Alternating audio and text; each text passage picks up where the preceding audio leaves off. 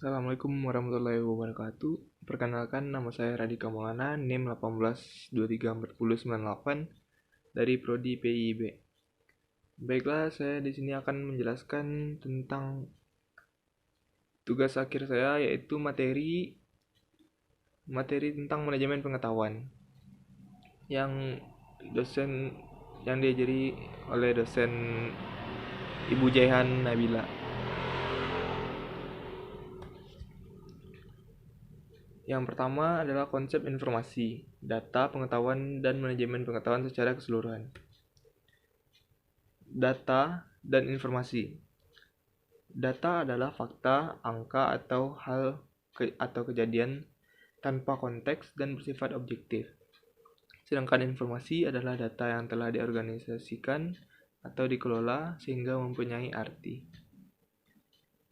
Nilai-nilai informasi terdapat ada 10 macam, yaitu yang pertama accessibility, luas dan lengkap.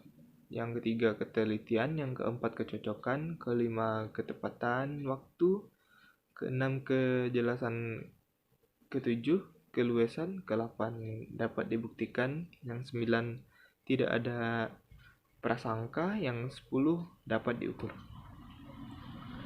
Jenis-jenis informasi ada 4, yaitu yang pertama informasi untuk kegiatan politik, yang kedua untuk kegiatan pemerintahan, yang ketiga untuk kegiatan usaha, dan keempat informasi untuk kegiatan militer. Selanjutnya karakteristik informasi. Karakter informasi ada 5 yang akan saya bacakan. Yang pertama adalah luas informasi. Luas informasi adalah seberapa luas ruang lingkup informasi tersebut. Yang kedua, kepadatan informasi adalah seberapa berisinya informasi yang dapat diterima. Yang ketiga, frekuensi informasi, keseringan informasi atau tingkat rutinitas informasi yang dibutuhkan oleh masing-masing tingkatan manajemen.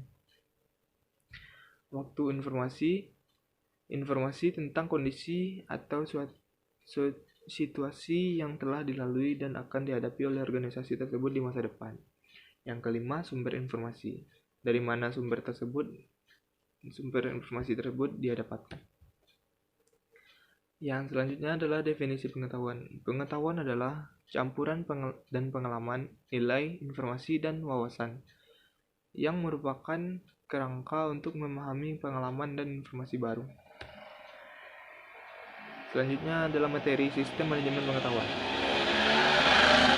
Definisi knowledge management itu adalah sebuah proses sistematis untuk menemukan, memilih, mengorganisasikan, mencairkan, dan menyajikan informasi dengan cara tertentu yang dapat meningkatkan penguasaan pengetahuan dalam suatu bidang kajian yang spesifik.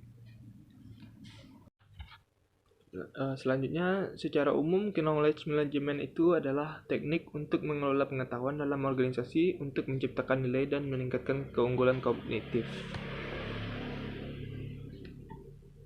Tujuan penerapan knowledge management yang pertama, penghematan waktu dan biaya, peningkatan aset pengetahuan, kemampuan beradaptasi, dan peningkatan produktivitas. Tahapan pembagian manajemen pengetahuan dalam organisasi. Yang pertama, knowledge kinetic atau tak sadar konsep, tak ada proses informasi, dan tak ada sharing informasi. Yang kedua, knowledge aware, sadar akan kebutuhan manajemen pengetahuan, ada beberapa proses manajemen pengetahuan dan teknologi, dan isu-isu dan sharing informasi. Yang ketiga, knowledge enable, pemanfaatan manajemen pengetahuan, mengadopsi standar isu-isu berkaitan dengan budaya dan teknologi. Yang keempat, knowledge manage, kerangka kerja yang terintegrasi, merealisasikan manfaat isu-isu pada setiap sebelumnya terrealisasi. Yang kelima, knowledge centric, manajemen pengetahuan merupakan bagian dari misi nilai pengetahuan diakui dalam kapasitas pasar. Manajemen pengetahuan terintegrasi dalam budaya. Pentingnya knowledge management. Di sini dituliskan sebuah contoh beberapa pentingnya peran knowledge management adalah apabila perusahaan menghadapi kasus pengunduran diri dari karyawan yang memiliki knowledge management yang menonjol. Sementara pada saat itu belum ada transfer knowledge management bagi penggantinya. Biasanya terjadi kepindahan karyawan yang itu bisa diikuti serta diikuti oleh para konsumen lainnya. Bagi organisasi yang ingin menerapkan manajemen pengetahuan dalam organisasinya, perlu menyadari pertama bahwa pengetahuan ada pada orang dan bukan pada sistem. Selanjutnya, aplikasi manajemen pengetahuan. Aplikasi manajemen pengetahuan terhadap perusahaan dapat dikelola secara kognitif, produktif, dan efektif. Oleh aplikasi manajemen pengetahuan yang dibangun, pengetahuan perusahaan dapat diperoleh dan dikomunikasikan. Prosedur, proses, kebijakan, formulir, pekerja, perilaku, hubungan antar organisasi, dan kultur organisasi. Baiklah, materi selanjutnya itu siklus manajemen pengetahuan. Berdasarkan 4 pendekatan siklus manajemen pengetahuan sebelumnya, dapat dibentuk siklus manajemen pengetahuan terintegrasi yang terdapat 3 tahapan. Tahapan utama yaitu yang pertama, menangkap dan menciptakan pengetahuan. Yang kedua, membagi dan menyebarkan pengetahuan. Yang ketiga, mengakuisisi dan mengaplikasikan pengetahuan tersebut.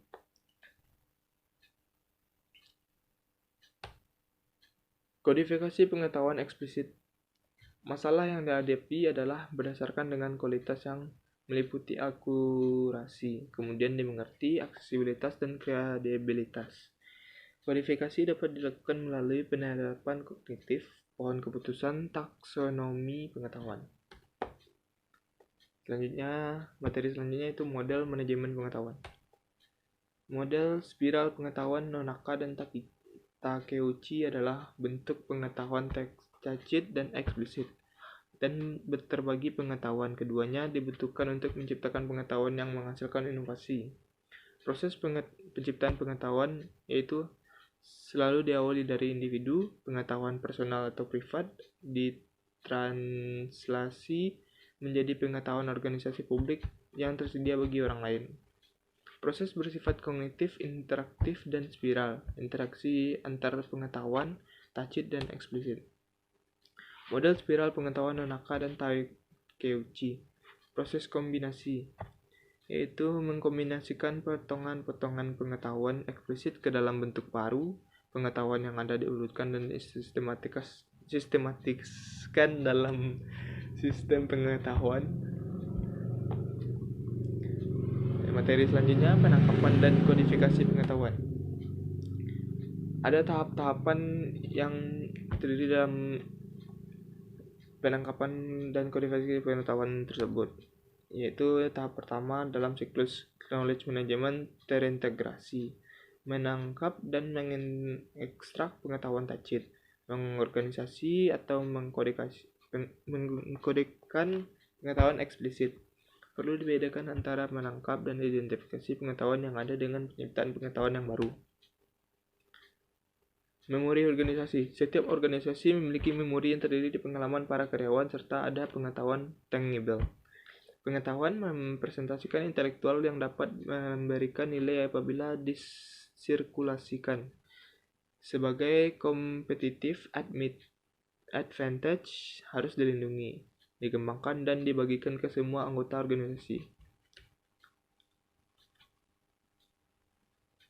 Penangkapan pengetahuan tacit pada level organisasi. Proses utama dalam menangkap pengetahuan pada level organisasi yang pertama grafting atau migrasi pengetahuan antar perusahaan. Yang kedua vicarious learning, observasi terhadap teknik, prosedur, dan perusahaan lainnya. Experiential learning, pengetahuan diciptakan dengan mencoba dan melakukan. Yang keempat, inferential proses, pembelajaran berada di dalam perusahaan dengan cara melakukan.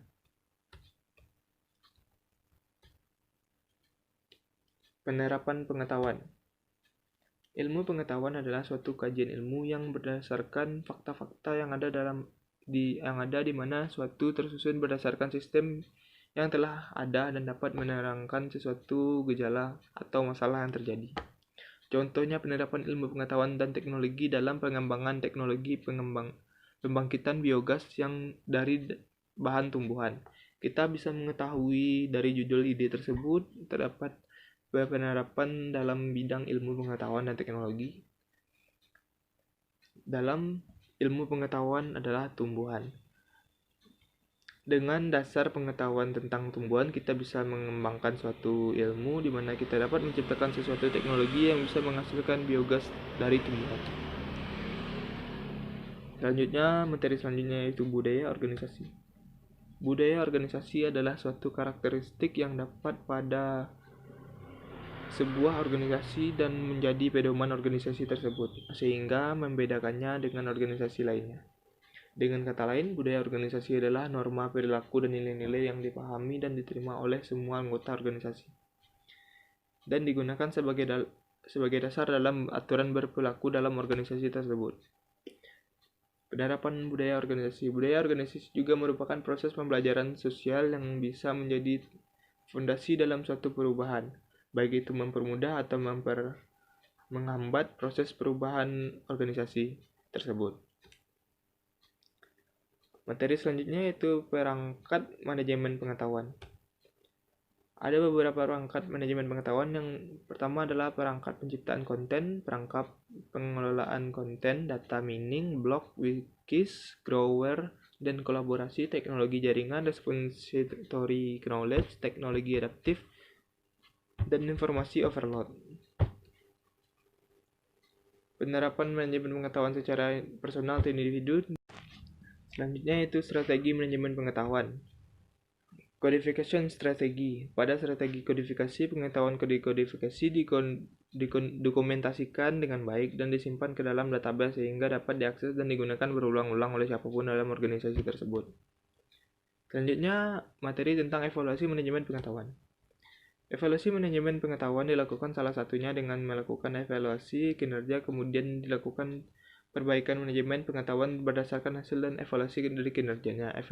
Evaluasi kinerja merupakan pengumpulan informasi mengenai kinerja ternilai yang didokumentasikan secara formal untuk menilai kinerja ternilai dengan membandingkan pada standar kerjanya secara periodik untuk membantu peningkatan keputusan manajemen di organisasinya. Materi selanjutnya, implementasi sistem manajemen pengetahuan di berbagai bidang, khususnya di perpustakaan. Yang pertama, menyimpan pengetahuan atau retention knowledge. Yang kedua, pemindahan pengetahuan, transfer knowledge. Yang ketiga, penggunaan pengetahuan atau utilization knowledge. Baiklah, hanya itu yang dapat saya sampaikan. Bila ada kata-kata yang kurang enak dan tidak dimengerti, saya mohon maaf. Assalamualaikum warahmatullahi wabarakatuh.